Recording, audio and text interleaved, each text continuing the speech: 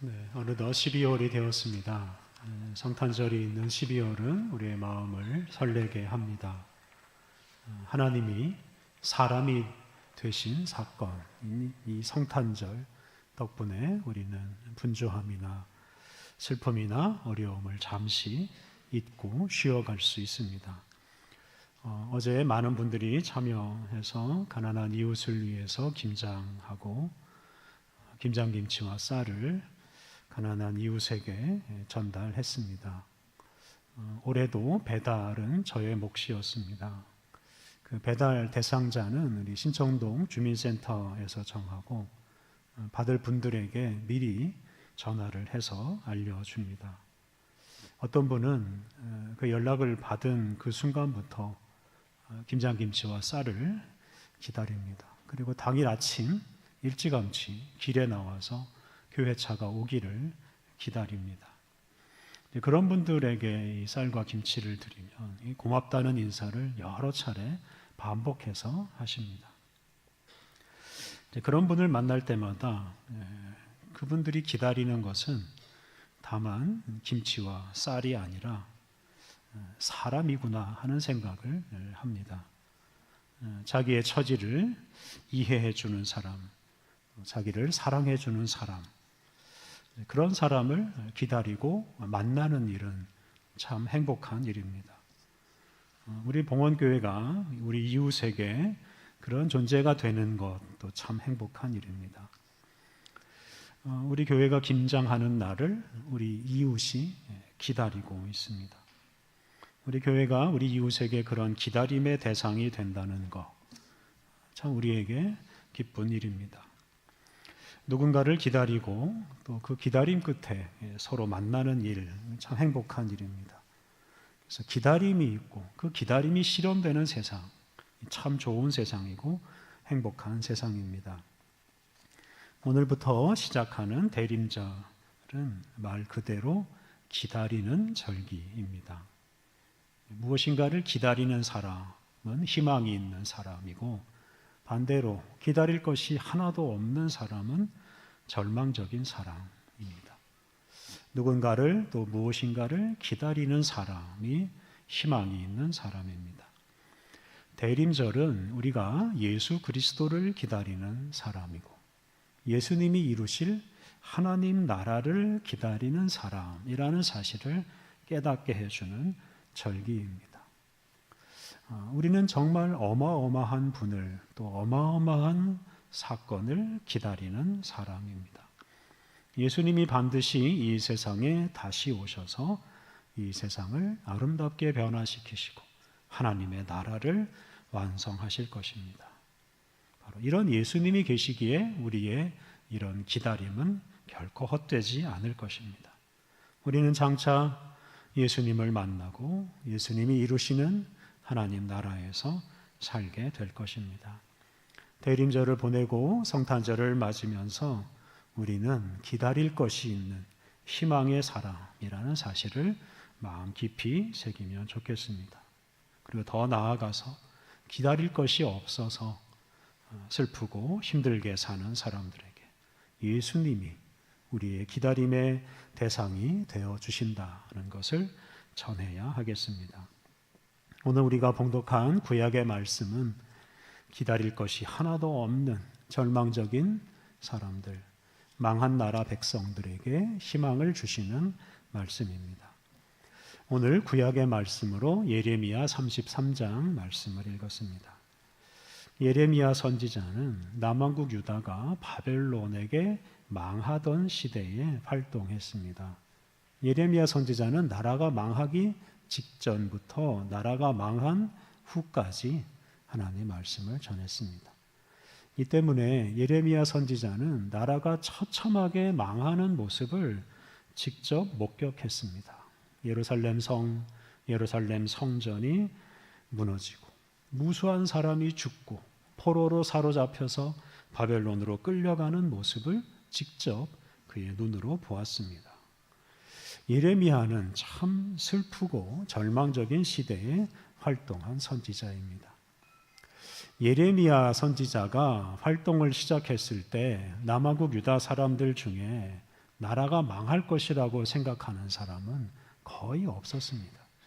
특히 거짓 선지자들은 하나님이 거하시는 예루살렘 성전이 있고, 그리고 그 성전은 절대로 무너지지 않고 그 성전에 계신 하나님이 나라를 보호해 줄 것이라고 가르쳤습니다. 그런 거짓 가르침을 받은 사람들은 주변 나라가 하나둘씩 바벨론에게 망해가는 상황에서도 자기 나라만은 망하지 않을 것이라고 확신했습니다. 특히 이 남왕국 유다의 마지막 왕 시드기야가 그러했습니다. 이런 시대의 선지자 예레미야는 그런 거짓 선지자들, 또 어리석은 시드기야 왕을 책망하면서 나라가 반드시 망한다 하는 말씀을 주로 선포했습니다. 그리고 그 예레미야가 전한 하나님 말씀대로 결국 남왕국 유다는 망하고 말았습니다. 그래서 예레미야서를 보면 이렇게 참 슬프고 절망적인 말씀들이 참 많이 등장합니다. 그런데 예레미야 선지자가 이렇게 절망적인 말씀만 선포한 것은 아닙니다. 예레미야 선지자는 나라가 망한 후에 비로소 새로운 세상, 의로운 세상이 이루어진다 하는 희망의 말씀도 전했습니다. 오늘 우리가 봉독한 말씀도 그런 희망의 말씀 중 하나입니다. 오늘 본문에서 하나님은 구원의 날이 오고 의로운 세상이 이루어질 것이라고 말씀하십니다. 오늘 읽은 본문이 포함된 예루살렘 예레미야 30장부터 33장까지 말씀은 이 바벨론에게 망한 이스라엘 민족에게 주시는 위로와 희망의 말씀입니다. 그래서 이 30장부터 33장이 예레미야서에서 가장 중요하고 가장 희망적인 말씀이라고 할 수 있습니다. 그 중에서 32장과 33장은 바벨론 군대가 예루살렘 성을 포위하고 공격해서 이렇게 무너뜨리고 있을 때 주신 말씀입니다. 당시 그 바벨론 군대의 공격으로 예루살렘 성은 결국 무너지고 그리고 나라도 망합니다. 그래서 오늘 우리가 읽은 이 말씀은 바벨론의 공격으로 예루살렘 성이 무너지기 직전에, 그 무너지고 있을 때 주신 말씀입니다. 당시 시드기야 왕은 나라가 망한다는 말씀을 계속 선포하는 이 예레미야 선지자가 싫고 미워서 예레미야 선지자를 붙잡아다가 감옥에 가두어 두었습니다. 이렇게 바벨론 군대가 예루살렘 성을 무너뜨리고 있고 선지자 예레미야는 감옥에 갇혀 있는 이런 절망적인 상황이었습니다. 그런데 그런 때에 하나님께서는 예레미야 선지자에게 기도하라고 하셨습니다. 오늘 본문 앞에 있는 예레미야 33장 1절부터 3절을 보면 하나님께서 예레미야에게 기도하라고 하시면서 예레미야에게 크고 은밀한 일을 보여주시겠다고 약속하셨습니다. 예레미야 선지자는 바로 이런 하나님의 명령과 약속을 따라서 기도하였고 하나님은 그 기도하는 예레미야에게 오늘 본문 같은 희망의 말씀을 주셨습니다. 예레미야 선지자는 기도하는 중에 그가 처한 이 절망적인 상황과는 완전히 다른 크고 은밀한 일, 새로운 미래, 새로운 현실을 보았고 그것을 망해가는 유다 사람들에게 전해 주었습니다. 오늘 본문을 보면 하나님께서 나라가 망하는 이런 절망적인 현실에서 당신이 약속하신 것이 성취되는 날이 올 것이고 모든 사람이 구원을 받는 날이 올 것이라고 약속하십니다. 하나님은 예루살렘 성과 예루살렘 성전이 파괴되고 온 나라가 망해가는 이런 절망적인 현실에서 구원의 날이 온다라고 약속하시면서 그 구원의 날을 바라보게 하셨습니다. 오늘 우리가 먼저 주목할 것은 바로 우리가 믿는 하나님은 우리를 구원하시는 분이라는 점입니다. 앞서 말씀드린 대로 예레미야 선지자는 줄기차게 나라가 망한다 하는 말씀을 선포했습니다. 그런데 이 남왕국 유다를 망하게 한 것은 사실은 하나님이 아닙니다. 남왕국 유다를 망하게 한 것은 바로 사람입니다. 어리석은 지도자 시드기야 왕과 범죄에 빠진 남왕국 유다의 많은 사람들이 나라를 망하게 하였습니다. 그들은 하나님을 떠나 우상을 섬기고 율법을 무시하고 온갖 불의한 일을 저질렀습니다. 특히 시드기야 왕을 비롯한 권력자들과 부자들의 횡포가 가장 심했습니다. 그리고 그런 사람들 때문에 많은 국민들이 가난과 고통을 겪으면서 죽어갔고 나라는 점점 약해질 수밖에 없었습니다. 그러다 결국 나라가 망하고 만 것입니다. 이렇게 어리석고 범죄를 일삼는 사람들 때문에 나라가 망했습니다. 그런데 하나님께서는 그렇게 사람들 때문에 망해가는 나라를 내버려 두지 않으시고 구원해 주십니다. 이렇게 구원해 주시는 하나님이 계시지 않았더라면 이스라엘 민족은 정말 흔적도 없이 다 사라져 버리고 말았을 것입니다. 유대인들이 똑똑하고 신앙심이 깊어서 살아남은 것이 아닙니다. 그들을 긍휼히 여기시고 구원해 주시는 하나님이 계셨기 때문에 그들이 살아남을 수 있었습니다. 우리가 믿는 하나님은 망하게 하는 분이 아니고 구원하시는 분입니다. 어리석고 죄 많은 사람을 구원하시는 하나님이 계시기에 우리는 우리 자신의 연약함과 어리석음에도 불구하고 구원의 날을 기다리며 살 수 있습니다. 우리는 우리 자신의 죄와 연약함 때문에 망하고 죽을 수밖에 없는 존재입니다. 우리 중에 누가 망하고 죽는 것을 피할 수 있습니까? 하지만 우리를 구원하시는 하나님 덕분에 우리는 영생을 꿈꾸고 예수님이 완성하실 하나님 나라에서 살아갈 꿈을 꾸고 살고 있습니다. 사랑하는 성도 여러분, 우리를 망하도록 내버려 두지 않으시고 구원하시는 하나님을 기다리며 희망을 품고 살아가십시오. 우리의 기다림은 결코 헛되지 않을 것입니다. 오늘 본문에서 우리가 두 번째로 주목할 것은 하나님께서 만드시는 새로운 세상의 모습입니다. 앞서 말씀드린 대로 하나님은 남왕국 유다가 망하는 것을 그냥 내버려 두셨습니다. 그 나라는 사람들이 죄악으로 만들어가는 나라였기 때문입니다. 그러한 나라를 그냥 계속 두면 그 나라에서 무수한 사람들이 고통을 겪고 죽어갈 것이 분명하기 때문입니다. 권력자와 부자의 횡포 때문에 가난한 사람들이 더 많아지고 그들의 고통이 더 심해질 것이 분명하기 때문입니다. 그래서 하나님께서 나라를 망하게 한 것입니다. 그렇게 불의한 나라가 사라지게 한 후에 하나님은 정의로운 세상을 만드십니다. 오늘 본문 15절을 보면 하나님은 공의로운 지도자를 세우시고 그 지도자로 하여금 정의와 공의를 실행하게 할 것이라고 말씀하십니다. 하나님은 불의한 일을 많이 저질러서 나라를 망하게 만드는 그런 불의한 지도자들은 다 사라지게 하시고 하나님의 뜻을 따라 정의와 공의를 실현하는 새로운 지도자를 세우시고 그 지도자로 하여금 정의와 공의가 충만한 세상을 만드십니다. 16절을 보면 예루살렘 성이 여호와는 우리의 의라는 새로운 이름으로 불릴 것이라고 말씀하셨습니다. 여호와는 우리의 의라는 이 구절은 하나님이 당신의 그 의로움을 당신의 백성에게 선물로 주신다는 뜻입니다. 그래서 하나님의 의가 우리의 것이 된다는 뜻입니다. 죄인인 우리는 우리에게 의를 선물로 주시는 하나님 덕분에 멸망과 죽음에서 벗어나서 구원의 은총을 받을 수 있습니다. 이 여호와는 우리의 의라는 구절을 세번역 성경은 여호와는 주님은 우리의 구원이라고 번역했습니다. 이 의라는 단어를 구원으로 번역했다는 말씀입니다. 죄는 우리와 우리가 속한 공동체를 죽음과 멸망으로 몰아갑니다. 반면에 이 의는 우리와 우리 공동체를 영생과 생명으로 인도합니다.